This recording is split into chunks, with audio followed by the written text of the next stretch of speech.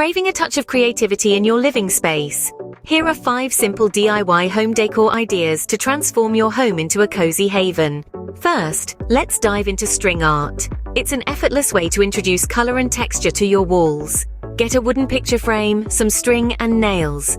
Hammer the nails, wrap the string, and voila, you've created a unique piece. Next, consider a book stack. Stack and glue together old books for an interesting addition to your shelf or table.